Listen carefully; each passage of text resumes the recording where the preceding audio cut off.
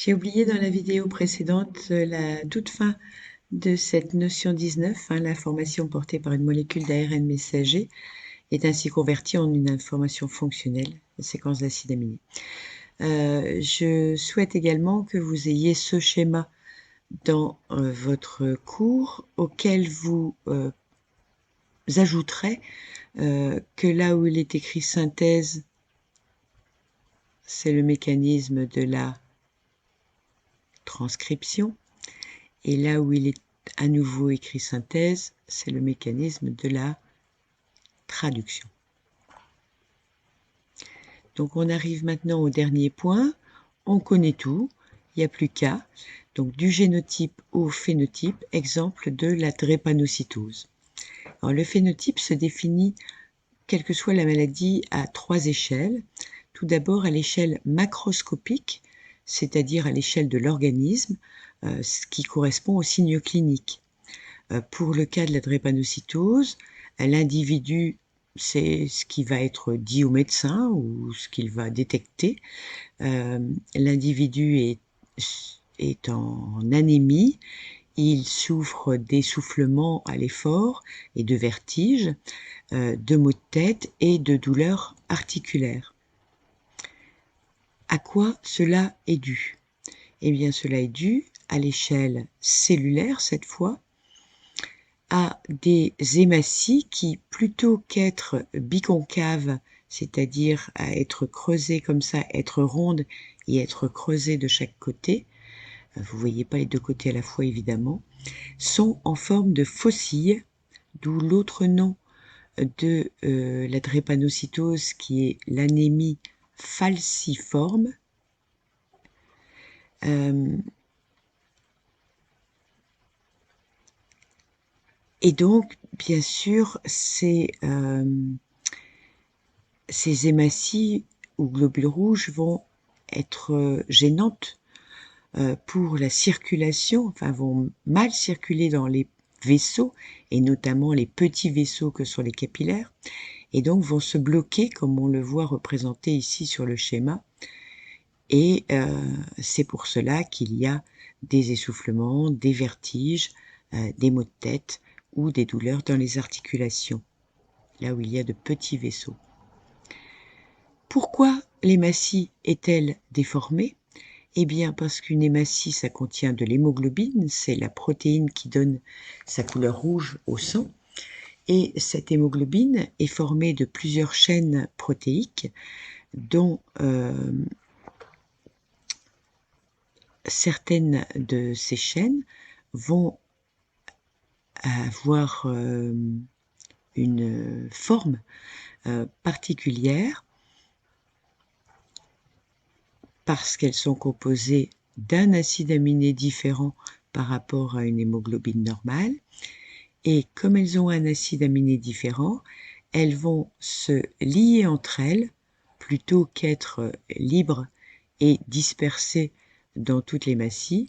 Elles vont former des fibres, ce qui rend les hématies rigides et en forme de faucille. C'est cela qui explique à l'échelle moléculaire cette fois, l'hémoglobine qui est une protéine. On dit qu'elle se polymérise, c'est-à-dire qu'il y a assemblage des molécules d'hémoglobine qui forment des fibres et donc forment les hématies. Mais pourquoi les protéines se polymérisent-elles? Eh bien, parce que le génotype est modifié. Alors voici ici l'allèle codant la drépanocytose et l'allèle normal correspondant. Vous voyez qu'il y a une différence, c'est-à-dire une mutation au niveau du 20e nucléotide qui se traduit, le terme est bien consacré, au niveau de la protéine par un acide aminé différent. Donc mutation par substitution entraîne le changement d'un acide aminé par un autre. Ça pourrait aussi entraîner la formation d'un codon stop et arrêt de la synthèse de la protéine. C'est pas le cas ici, mais malgré tout, une valine au lieu d'un acide glutamique, va provoquer tous les signes cliniques que l'on vient de décrire. Pourquoi? Eh bien parce que deux molécules d'hémoglobine anormales contenant cette valine vont se fixer l'une à l'autre par l'intermédiaire de cette valine, ce qui va créer la polymérisation responsable des fibres, donc responsable des hématies déformées, donc responsable des problèmes circulatoires, donc responsable de l'anémie, etc. Cette valine en sixième position se lie à la valine d'une autre molécule formant un dimère, un assemblage de deux molécules. Puis évidemment, ce dimère va rencontrer un autre dimère et former un quadrimère, je ne sais pas si ça se dit ça par contre, etc. jusqu'à former les fibres. Voici la séquence comparée avec le logiciel Génigène, ce que vous ferez. Ah non, vous ne le faites pas en TP celui-là. Donc j'ai utilisé le logiciel que vous avez maintenant l'habitude d'utiliser. Donc c'est l'origine génétique. Conséquence de cela, l'hémoglobine se polymérise formant des fibres, ce qui a pour conséquence des hématies en forme de faucilles, qui a pour conséquence une anémie, des essoufflements et des vertiges, des maux de tête, des douleurs articulaires. La flèche, je vous l'ai dit à 3 reprises, signifie a pour conséquence. On présente tout d'abord dans le schéma bilan le génotype, puis le phénotype moléculaire, puis le phénotype cellulaire, et enfin le phénotype macroscopique qui dépend des précédents.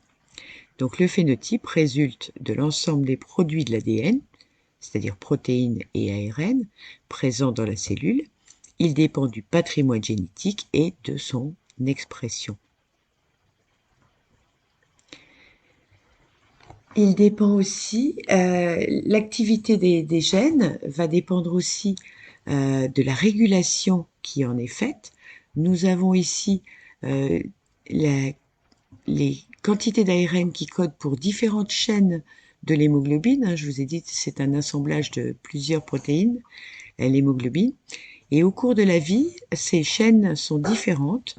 Chez un fœtus, l'hémoglobine est adaptée à un être vivant qui vit en milieu liquide, comme un poisson.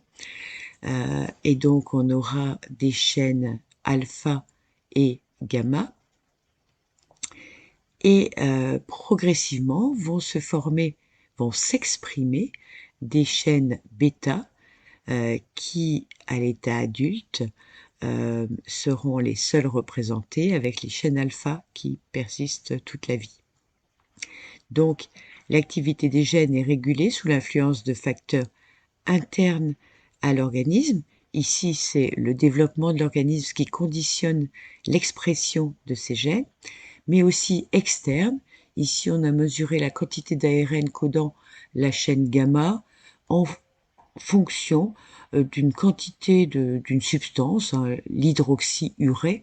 L'urée, c'est une substance de déchet à partir des acides aminés. Et donc, plus il y a d'hydroxyurée, plus il y aura d'ARN codant la chaîne gamma qui est fabriquée. Vous voyez qu'elle persiste, mais normalement en faible quantité. Et donc, ça, c'est une réponse aux conditions de l'environnement qui peuvent être variables au cours de la vie. Nous terminons donc ici l'expression du patrimoine génétique.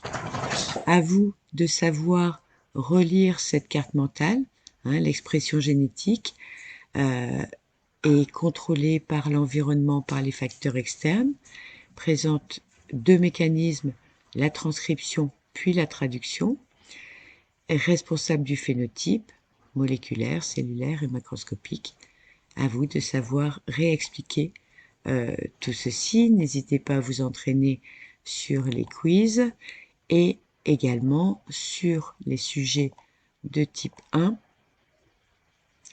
Ici, il s'agit de montrer, de schématiser les étapes de l'expression génétique, donc le schéma de transcription et traduction dans une cellule, montrer en détaillant les étapes et en vous appuyant sur des schémas comment une séquence nucléotidique de l'ADN peut être à l'origine d'une chaîne polypeptidique.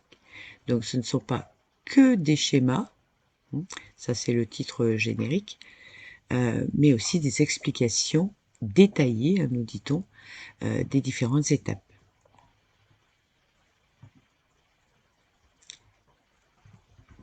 On passera à la suite dans la prochaine vidéo.